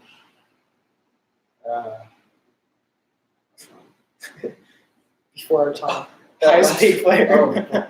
Are they still paying him? Yep, till like 2034. Right, Like July 1st. I think Matt Scherzer will have like a Matt Scherzer day at some point. Right. Because they deferred his money. But right. I think the Mets were still paying Darryl Strawberry. Yeah, I think you're right. But it's like for a lesser. I don't think Scherzer's quite as long. It's like 5 years of like 7 more years. Yeah, something like that. It's $30 million a year for 7 years, or maybe 30, whatever. Mm-hmm. But that's cut in half and paying out over 14 years. But it's also not completely even. I don't know. I think Strasburg might be the highest paid player in baseball this year. Yeah. On his contract, something like that. I don't know why. I guess you want to get paid more, maybe luxury tax purposes. I mean, like, so a lot of players for like their first couple of years when they're young, if you're buying an arbitration, they'll be like, oh, we're going to start like $15 million, and then like, oh, like we expect you to be like in your prime and be good, so we're going to jump into like 20, 25 million. Right. For players, you want the money sooner rather than later. The values. And that's also why teams want to defer it. So maybe that's the compromise. They give them more up front, but then defer the back end. Yes. I mean, as a player, I feel like that. I mean, it'd be fun to get that $1 billion paycheck or whatever it is by sitting in your butt when you're done with baseball. But at the same time, it's like Bobby Bonilla is like watching the Mets on July 1st. He's like, oh, you just got $1.1 million. Like the whole baseball world's announcing it. Jeez. Matthias still texts me. I mean, he texts me all the time about baseball. Yeah. But July 1st, happy Mother's Day. Yeah. It's funny because like a good amount of the time be like stuff we already know, but it'll also be like a lot of the times like, oh shoot, like that's insane. He sent me like this Cubs quiz the other day, and it was like absurd. It was like name every statistical leader in Cubs history from 2000 to 2009. And you know, I got like a decent amount of them right. And What leader? every like stat leader for the Cubs from 2000, like pitching wise and hitting wise, and I'm like. I mean, like, it's funny because if you put one name in, ahead for the rest, I put, like, Brian Dempster and Sammy Sosa and Kerry Wood, and that got a bunch of them. And I put Alfonso Soriano as well, but, a lot of them I didn't get. And What I'm was like, the most surprising one? I think Dempster had a good portion of it, or like a good amount of it, which I was surprised by. I actually put in Carlos Zambrano, so I was proud of myself for that one. But I'm sure Matthias probably got like almost all of that right. He's insane. Yeah, I think I could tout Matthias for baseball knowledge, maybe going back to 2015, 2014. And I know quite a bit more before that. I really started following baseball religiously 2012, which was the year before the Dodgers made the playoffs. It's a pretty good shot from Maven. Wow, he's really upped his power game. You know what's funny? We saw him in the game too when we went to against the Orioles. Mm-hmm. And there, you see that? He did the little push thing with his hands. Yeah, what was that? That was the Gardner thing, the wet Brett thing stuff. But Maven, his OPS is so high because not really as a home runs. I mean, I think he has one of the highest home runs in his career of 8, which is funny. But he actually has a lot of doubles, apparently. I don't know how many, but his slugging percentage is rather good. So your baseball history knowledge certainly beats mine. I don't know, it might be I think your fan draft knowledge is definitely higher than mine. I would say that. Like, I consider us even. I think Matthias definitely, I think he bests me in baseball history too. I mean, what's amazing about him is he can name any prospect, he can name any trade in most obscure of ways. I can do a lot of the trades, not quite as far back as Matthias, but you think he knows what baseball history is? He might. I mean, I feel like I know like random facts. Like I can tell you like the 2 youngest guys to homer against each other. Like at least like I read time when they had like Soto and Torres homer in the same time. Then who was like the youngest guy before that? And it's Mike Tiernan and Egyptian Healy from 1884. Like I'll know crazy stuff like that. But then Matthias will know like the stuff that you should know about from the past in baseball history. Like a lot of my baseball knowledge, like I have a lot of showy stuff like the World Series and Hall of Famers. Right. And I know a lot what goes on now because I look at the stats every day. But in terms of, For every team? stats for every team, I mean, I just look at like the leaders, and I'll look at if I see someone near the top, I'm like, oh, cool, and I'll look at him and look at more in depth. And I'm starting to really understand the Yankees a bit more too because I'm looking at fan graphs more of them when writing the articles. But I think I gotta start. Surprisingly, actually, how I know a bit more about history. Just like if one in the broadcasting game, I mean, they're always going to reference like these great historical moments, and you got to know like, the ins and outs of them. Like I can't tell you like a cool fact about every World Series. I know some World Series where some amazing things happen, but like I don't know like the guy who scored like the winning run, or like the guy who walked it off, or the guy who pitched that really good game for them in like Game 3 and like whatever. Yeah, he can do that, which sets him apart. I don't know how he does it either, because we all have lives as well. We all love baseball, but I'm not saying he doesn't He's love just a nerd. Yeah, If he's a nerd, then we're nerds. Yeah, but he's like a top tier nerd. It's insane. Is that a compliment? I would say so. I mean, it's impressive. It's We really love impressive. him. Yeah, of course. It is fun to have people who can really talk about baseball. Yeah, Devin. he really upped his game with it too. Devin knows his stuff, and he's another person I really introduced to saving metrics. And he said he impressed his friend at Lehigh. Really? Snell was struggling to start the year. Or no, what was it? I think it was after last year we still had the 192 Mhm. ERA. Something absurd. That was like, oh, his ERA is going to go way up this year. Of course, he set the bar so high, like, of course, it was going to go up. He also lost a ton of guys, which makes his FIP a lot worse against him. Right. And then briefly his ERA, he started off the season great.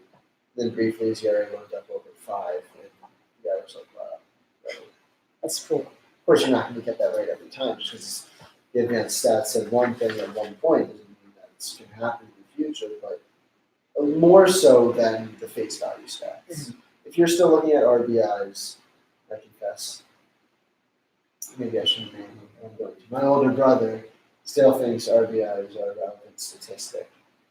I think that's great. It's great when that Bellinger has 100 RBIs, but I'm not going to use that as a marker of future performance. I mean, I still think if you have 30 homers, 100 RBIs a season, and you do that on a consistent basis, I think, even though, yes, RBIs are not a true indicator because, it's proportional. It's opportunities they can have to score. Where did you have And and this guy has won one of the better hitting teams in baseball, so it's no wonder he has 100 RBIs, and he's a good hitter as well. But I think if you do that on a consistent basis, you got for A-Rod, for example, did it like 12 years in a row. So I think at that point, he's a guy who does well with runners in scoring position. Okay, I'm fine with that. Yeah. Like, the analytics are great, and I think they definitely have great value in it. You gotta use some old stuff in it too. Like, I still think it's impressive when you know how to pitch for the lead. That's starting to become a lost art of it. Winning 15 games winning 15 games, yes, you do it 1 year. It could be a fluke. You look at DeGrom last year and this year as well. But if you do that like a 5-year run, I think there's some value to that you consistently can get wins for your team. So you're saying DeGrom should have more wins? Yeah, no, of course he should. I agree with you that wins and RBIs have shown that they're not as an important statistic, but I think it's still like when you get those kind of like square numbers on a consistent basis, I think there's value to that. But my favorite one with wins is a few years back when the Blue Jays, in their prime, had Donaldson, Bautista, and Encarnacion in the middle of the lineup.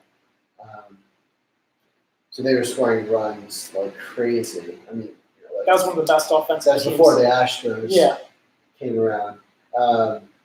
Drew Hutchison was 11-1 with like a 5 ERA. No one was claiming Drew Hutchison was good, but he led baseball in wins. Yeah. Not for the whole season, but at whatever point season that was. He was probably getting 7 run support per game. Well, that's exactly what I'm talking about. He did that for 1 year. But if you do that year in, year out, and you consistently get wins. With a 5 ERA. Yes, if you do a 5 ERA, okay, fine. Then I can see that. But, I still think 200 wins means something. I still think getting 100 RBIs for a good amount of seasons, I still think that means something. I mean, I think now it's shown more that you have to do it on a consistent basis for it to mean something. Because, Nathan Eovaldi, too, he won like 18 games for the Yankees at a 4 or 5 ERA. You involved it. Yeah, which is weird. It was something like a lot, which is it was funny. You led the Yankees in wins that year. It was one of the best in baseball. Won this year, 4.15 ERA leads all baseball of 16 wins. It's not a true indicator, but if you do that year in, year out, look at Kershaw too. He gets a lot of wins, not only because he's a good pitcher, but I think he can also knows how to pitch in big games. Maybe not during the playoffs so much, but that's questionable. It's questionable. He's been up and down. He's not been that bad. By FIP, he was. But how about actually winning the games and winning the Dodgers tournament World Series? He wasn't the problem in the World Series. He wasn't. He actually was. Darvish was the problem in that World Series. That was bad. Muncy also goes down. So Paxton. He's trying to match for you right here at the strikeouts. It's up to 6 something, right? Yep, I have that too. Let's see that review. It's 1, 2, 3, 4, 5, 6, 7. So these are tops. And Paxton's. Oh no, this is the second. Here's Chris Taylor. I like Chris Taylor a lot. He's got kind of a mousy look. He does. That Jeff McNeil on the Mets also. It comes through. Like, Right, sure. it's just like one of the most hilarious. Like, nicknames used to be such a huge thing in baseball too, and I feel like that's one of the Yeah. better nicknames as of late. Well, they have Will Smith, like the other Will Smith. The other Will Smith, yes. Also, it will be the Will Smith. Yeah, Puig was the wild horse. yeah, that was a good one. So, Chase Utley was the silver fox. Sale is the condor, I remember that. which is funny. I like that one. You know what Chris Paddock's is? What is it? The Terminator. Ooh. Why? Maybe he kind of. I don't know. I haven't. He looks intimidating on the mound, but Yeah, kind of harsh. yeah. I like LeMahieu's La Machina, which the original La Machina. Machina? Yeah. Because I think Yankees have a good amount of Latino teammates, so they call him that in Spanish. But the original Machine was Stan Musial. He was actually called Machine. Right. And then Pujols, he's also a great player. And the Cardinals started trying to call him the Machine. He's like, no, I have respect for Stan Musial. I don't want to be called the Machine. So now it's funny how the Yankees are just doing that, but they're having his name in Spanish. Very different player. Yeah, exactly, too. Yeah, the Dodgers. There were rumors that the Dodgers were interested in Mayhew in the offseason, and I was like, I don't want Mayhew. It's not really an upgrade over Taylor Hernandez, and look at him go. He's probably top 5 or at least top 10 MVP. Yeah, It's ridiculous. I thought he was a Coors Field product. I thought so, too. And I thought, it's funny, the Yankees accurately predicted his home run outburst. Because he had, I think, a career high 15 homers last year in Massachusetts. And I read an article about it. He's like, I changed my swing to hit more home runs like everyone else, and that wasn't me. Well, now he has how many homers? 21. And he's hitting 335. Yeah. The Yankee Stadium's definitely hitter friendly, but it's, yeah. Field. And you know what the funniest thing about Coors Field? It's actually a rather big ballpark. Like, they're actually, it might be the biggest ballpark in baseball. No. And, no, like in terms of, home run distance, but what's interesting, and I actually was talking to this Mets fan about this the other day, but it might not be the home runs that kill pitchers in Coors Field, and trust me, it does have a big effect. It might be the doubles, because if you look at it, and the reason why Blackman is so bad in the outfield, and why he was moved to right, is because it's such a spacious outfield. Paxton face out the side to return swing as well. Now he matches for the strikeouts. Yeah. Dodgers. If you think about it, right, when you look at Coors Field, if you look down even anywhere in the line, I think even dead center is 440, which is bigger than other ballparks.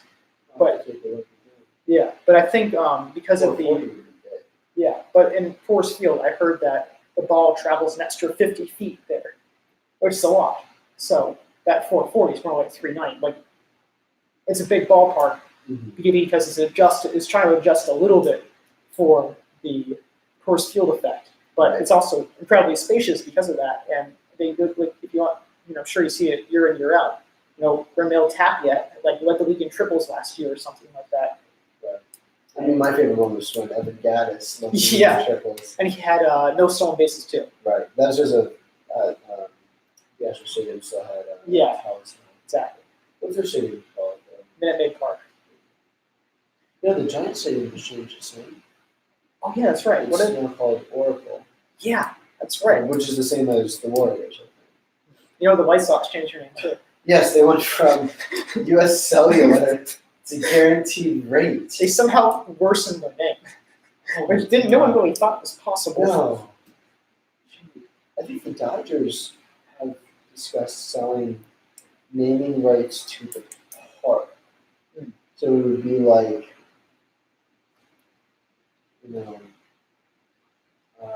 Audi Park at Dodger Stadium. Fair enough. I think the Rangers, don't they have something like that? That's Gurriel. He's been on a tear. Because he made that racist comment about Darvish. Yeah, and then, he didn't get suspended for the World Series. He got suspended for the regular season. He had a big through version. Yeah. There we go. We'll make this a multi-hit game.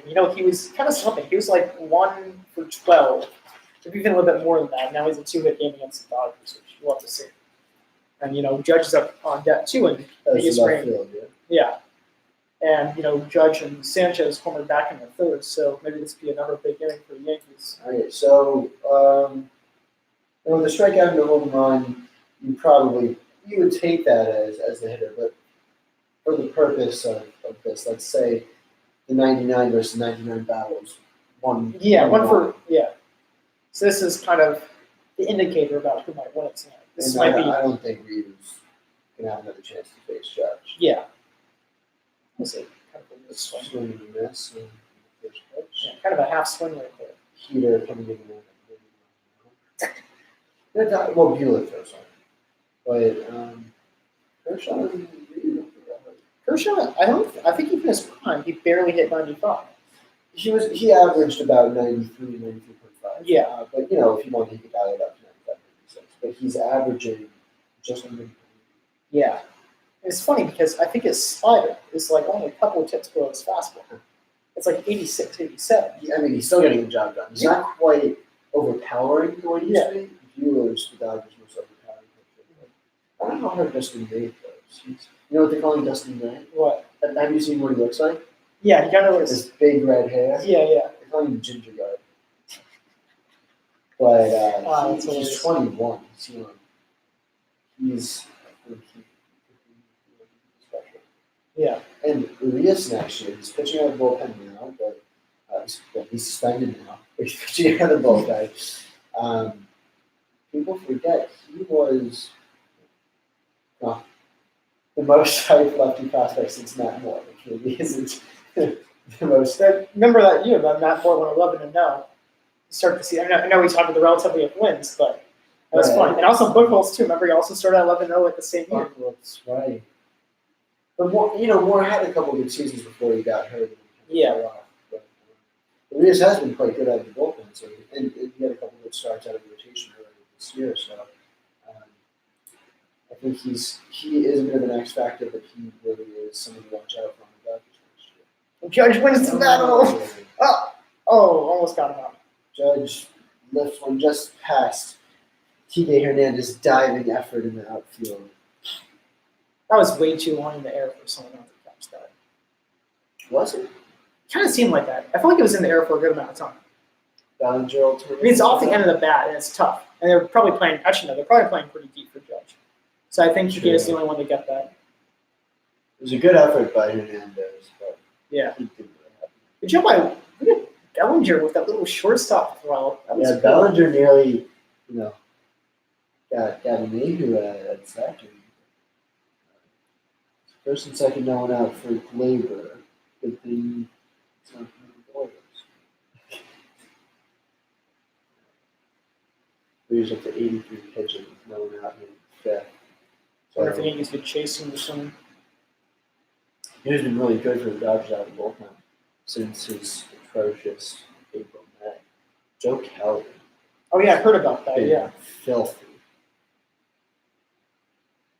That's probably what I'd like to keep him. Dodgers paid up for him. Yeah. I was honestly surprised. I think they gave him 3 years. 27 or that? Not quite, maybe 25. Yeah, I think you're thinking about I know that 27. Right? Yeah. And then when I saw that, I was like, oh, I wish they'd done it. He's not a buff, dude. I would think it's right. Ottavino is weird because FIP hates him. This year? In general, because he walks like 5 per 9. Has he had a good season? He's had a really good year. Which is ERA? 2 something. But Stands out like that. Yeah. But because he also is really good with runners on, so that's where FIP can be like again, it's you gotta look at consistent basis. If you're consistently outperforming your FIP, then okay, it may not be a fluke. Right. But you need multiple years Yeah. of data to show It's that. like it's not like that 1 year of the 100 RBI season, that 1 year that you get the 20 wins. It has to be consistent basis. Find one play there, you have to step first. Just getting Torres there, but the runners moved to second and third, just 1 out. Sanchez with a homer last time up could be due right here. Sounds like my little brother should be home. What's up, Jesse? Jesse? It's 2-1 bottom 14. We're broadcasting the Yankees-Dodgers game. That's fun. I did Is like a this the little. oldest rivalry in baseball? Or just is Yankees-Red Sox really bad? Yankees-Red Sox probably is really bad. But it's Pretty very much. much there. Yeah. Oh, Sanchez got intentionally walked. Colorado is. I thought Gregorius was a switch hitter. Is he just a lefty? Wait, Torres? Gregorius. No, just a lefty. Okay. We're among Colorado. The lefty specialist for the Yeah. Dodgers. He's coming. Downstairs. So wait, are bets up or down? down 2-1. Grandma played the game. Home run, 7 innings, 4 hits, 1 walk, No way. 13 seconds. Oh, Second that's- time he's done that this year, including the home run. That's hilarious. I think, Manfred has to do something Well, you juice the baseball. So there's no denying that. When the pitchers know their baseball very well. Oh, is that a grand slam? Yo, my baseball! Woo! That puts the game one. Wait. That was so real. Goes to the Yankees. Yeah, Whoa, it was it's still. the 5th inning. Come on. What happened to Ryu, eh? Cy Young, right? Yeah, Watch he just went DeGrom to win it 1-9. second year in a row. He has like a 2.5 year. Honestly, he could. Yes. Well, Scherzer's back now too, so you have to beat him as well. And Soroka. Yeah, I Soroka's think up there. he'll win over Soroka. Yeah, they went over Castillo. Yeah, because he has like a 3 points. Yeah, Castillo's pretty good too. He actually has a pretty good number of grand slams. I think he has like 5 or so, I think he has actually the most grand slams by a shortstop for the Yankees. Ever? Yeah, which is pretty hilarious. Now just adding to his total against the best pitcher in baseball this year. No comment there, Aaron. You're just dead silent. Just focusing on the book. Well, Dodgers the last couple nights, they got shut out through 8 yesterday from their town. Right? Let's actually, Play baseball, yeah. that was fun. That was cute. And just went there and now we can't. So, the Yankees are a little better than the Blue Jays. As the Charlotte Rips are better. The onslaught continues. So, And why do they still have Ryu in there? but what I'm saying is, great Yankees, hang in there. Like, it's cool, but watch out. Yeah, They're coming back. we'll see about that. But actually, I think the Yankees and Dodgers have some of the most comeback victories. DeGrom is 8-13 versus the Braves with a sub-2 ERA. Sorry, we're broadcasting the Yankees Dodgers game. I apologize for the Mets interruptions. It's funny because I've had interruptions on the broadcast before. I actually had my German roommate was drunk, went on my broadcast, which I didn't want him to, and he was telling me how he robbed a taxi driver. Oh, in Israel? Yep. Well, he didn't mean to, but he didn't pay the taxi driver. He said he'll come down in 2 minutes, but since he was drunk, he came down in like 15, and the taxi driver left. He didn't Wow. charge him. Yeah, Susie, I've seen this. You're more of a stickler than I am. You're into it now. The Mets lose? Yeah. Alright, good. Yeah. I actually do hope they make the playoffs. the Braves for some reason. When you live with Mets fans, you start to root against. My dad's a Mets fan, but Yeah, he's- and guess what? I hate the Dodgers, basically. I'll root against them for almost any team besides me. So now Reeves happy. kind of too bad or too late. Yeah. Yeah, well, what was the point of warming up Hilaire if you're not going to throw him against your Warriors? I thought he was coming in for the Warriors. Yeah, that'd make a lot of sense. I mean, he was a lefty too, but Right. The Mets one run came off of Jacob DeGrom's solo remember that against Mike Foltynewicz. Some teams just don't do it. Well, Aaron, how did the Dodgers do against Foltynewicz? I don't recall, but the Warriors over 500. Let me check. The other day in Vegas. the rivalry is too real. It's so hilarious. I mean, That ball barely got out too. That's not a typical home run when Hank Beal is in 100 miles per hour.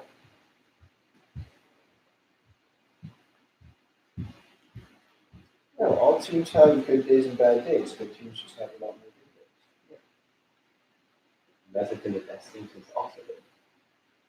What They still might not position make the playoffs. What? They still may not make the playoffs. They will. I hope. I actually do hope they do. I mean, I'm always in favor of a good Subway series. Hey, Mohammed, you respond to chat. Oh, that's perfect. You're on my brother. Yeah, I mean, I'm probably gonna leave in 10 minutes too. Like what you said.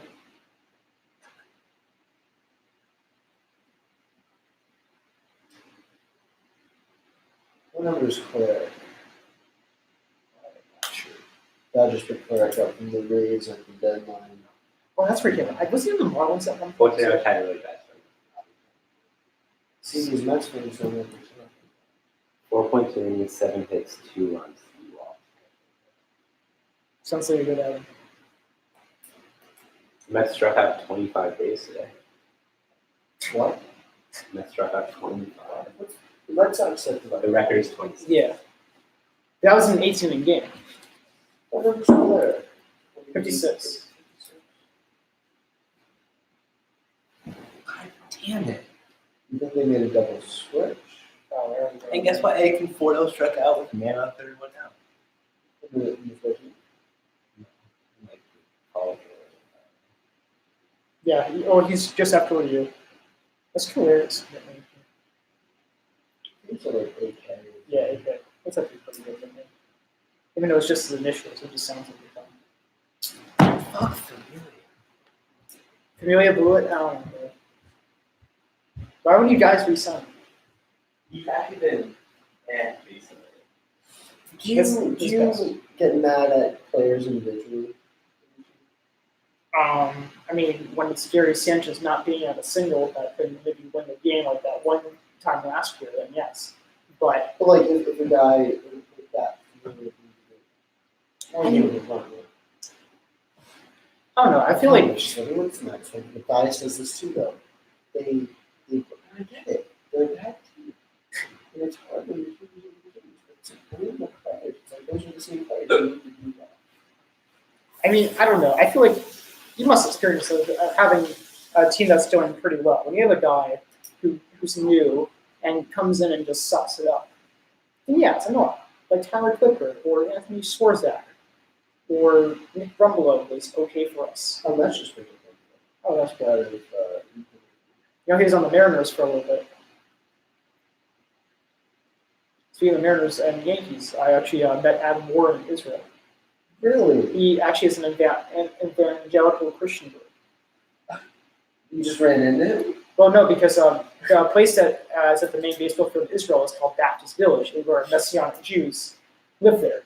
So he went there, and while he was in Israel, and tried to spread the good word. He also visited, which is cool. Did you play with him? He was having a catch with other several minor league players, but I asked him some really good questions. He was There were minor league players. Then? yeah, just part of his group, Oh, which is cool. Yeah. So actually, the last hit from Gardner was a RBI double. So he's really just putting this game away right now. It's actually funny because Ryu, when he's bad, he's really bad. Like he has like 3 starts this year, right? Where he like 7 runs, and all the rest we take it out, it's like 1 something here, like 110 or something like that. yeah, so this is the area all the way up to 1-8. Yeah, I don't think he'll put it over 2. I hope he gets a season of under 2. It's weird because despite all the juiced baseballs and 4 home runs, we're seeing like record like low seasons for like from like the top Some guys. guys, yeah, a lot of the older guys. Yeah. You know? Kershaw, Ryu, Frankie, Verlander, Scherzer. Hendrickson did a 102 season, right? He was very close to it. He had like a 2.03 ERA. He was right. He had a very these are all these old guys. Not all too old. Yeah. He's not that old. DeGrom's also over 30. But just a bunch of guys over 30 who are still doing it. Maybe we'll flip someone out to Pollock, who makes the catch. And Vernon Ryu, Baker.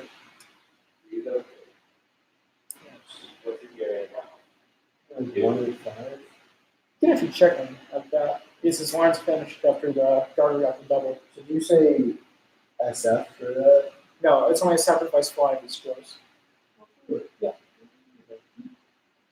Actually, there is a sacrifice fly double play one time. Okay. The guy gets thrown out and trying to. The guy behind him got thrown out Right. trying to score.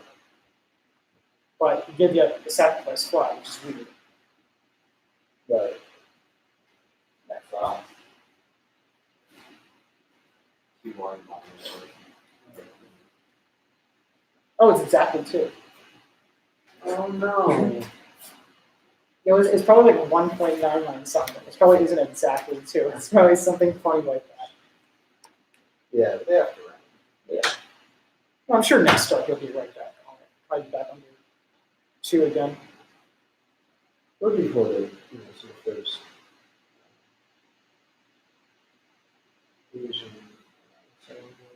Yeah. I really just thought about that tonight, which is pretty funny.